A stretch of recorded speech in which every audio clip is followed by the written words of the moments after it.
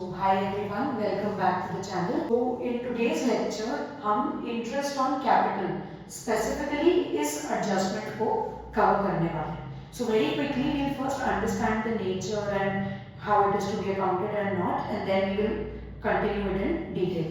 So, ma'am, the first point which we need to note down when we are talking about interest on capital is it is an appropriation of profit.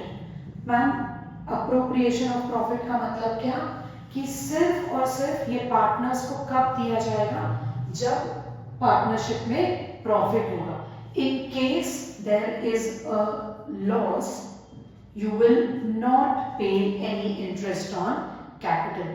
Second thing, जब अलग से partnership deed में mention हो, specified हो कि आपको interest on capital मिलेगा.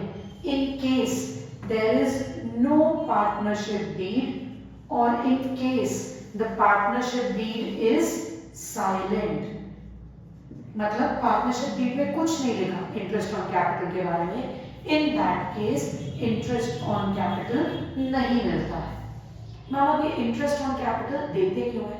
see understand, let's say we have three partners, partner A, partner B and partner C. अब इन तीनों ने being the owners of the business कुछ कैपिटल लगाई होगी बिजनेस में, तो उस कैपिटल पे बिजनेस या पार्टनरशिप इनको इंटरेस्ट देती है, and that is precisely what is interest on capital. ठीक है मैम, अब हमने नेचर समझ लिया.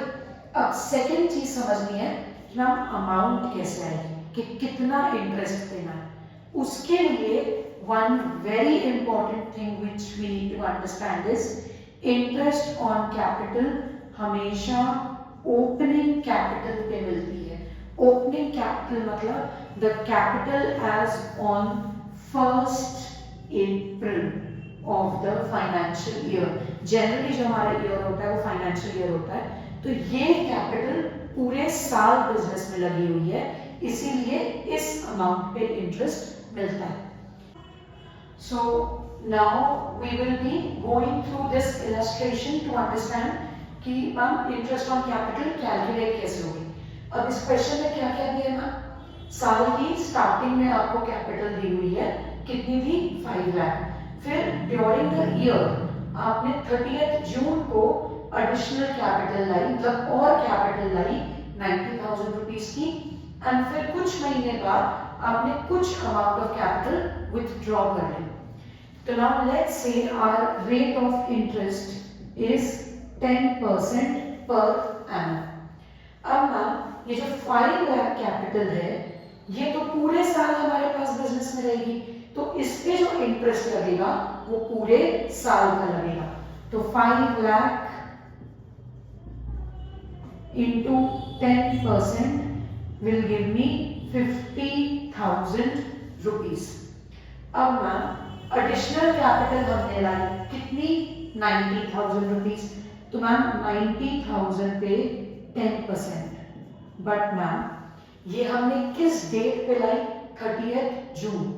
तो जुलाई, अगस्त, सितंबर, अक्टूबर, नवंबर, दिसंबर, जन, फेब, मार्च, 9 months के लिए ये कैपिटल बिजनेस में रही.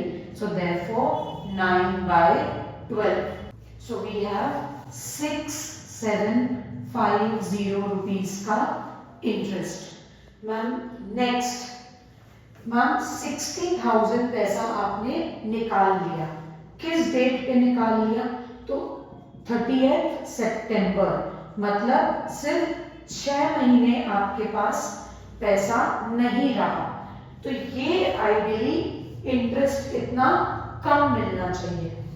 तो कितना कम मिलना चाहिए मैम?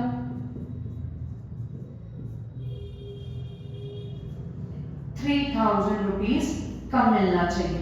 सो अल्टीमेटली हमको टोटल इंटरेस्ट ऑन कैपिटल कितना मिला? 53,750.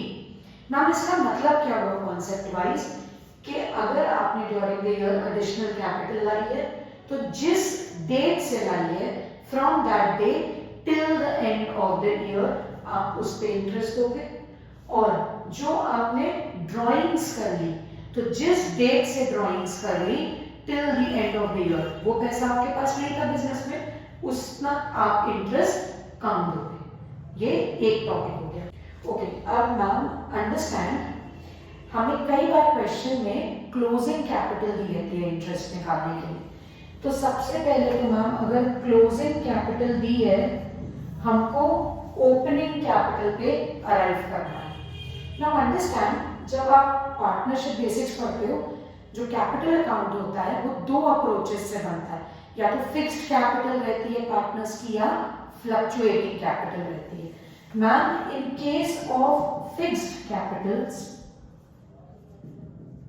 आपके दो अकाउंट्स बनते हैं, एक बनता है कैपिटल अकाउंट और दूसरा बनता है मैम करंट अकाउंट। अब मैम करंट अकाउंट में आपके पास चाहे जितना भी पैसा हो, आपको कोई भी इंटरेस्ट ऑन कैपिटल नहीं मिलता। Be very clear about this.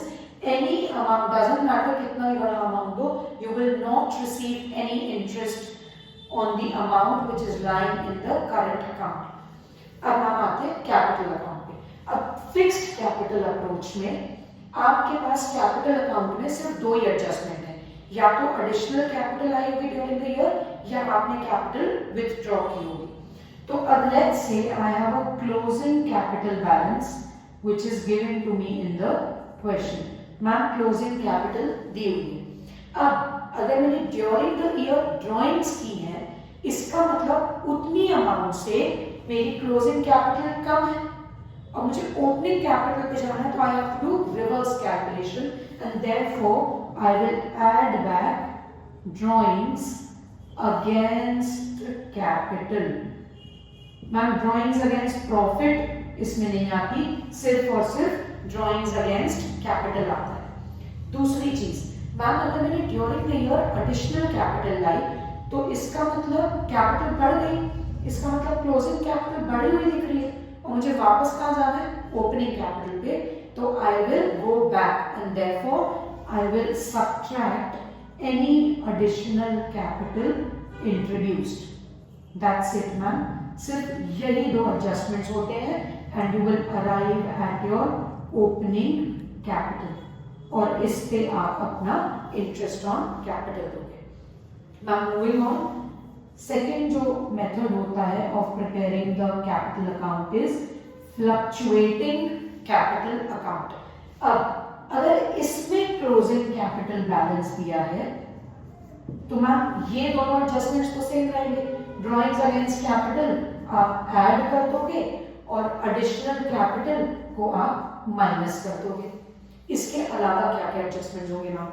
Ma'am अगर ड्यूरिंग द ईयर आपको कुछ प्रॉफिट मिला है, तो आपकी क्लोजिंग कैपिटल बढ़ गई होगी and therefore you will subtract any share in the profit.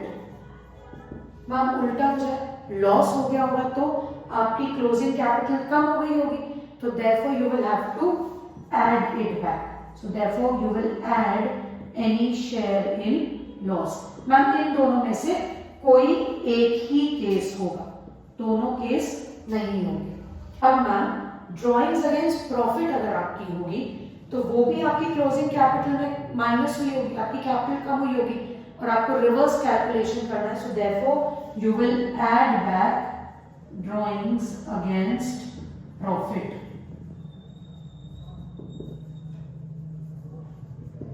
Ma'am कोई आपको सैलरी मिली होगी, कोई कमीशन मिला होगा, तो आपकी कैपिटल बढ़ी हुई दिख रही होगी, आपको कैपिटल ओपनिंग पे ले जाना है। सो therefore you will subtract any salary और कमीशन और any remuneration which you have received during the year.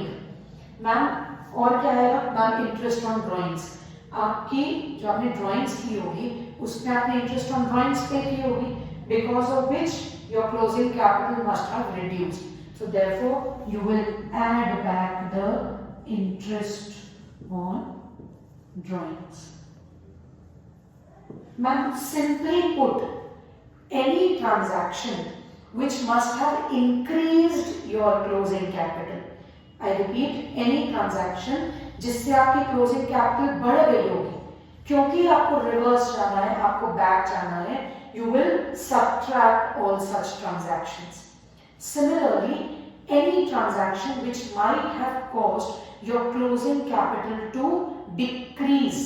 I repeat, कोई भी transaction जिससे आपकी closing capital कम हो गई होगी और क्योंकि आपको opening capital पे जाना है, you will have to add back such item.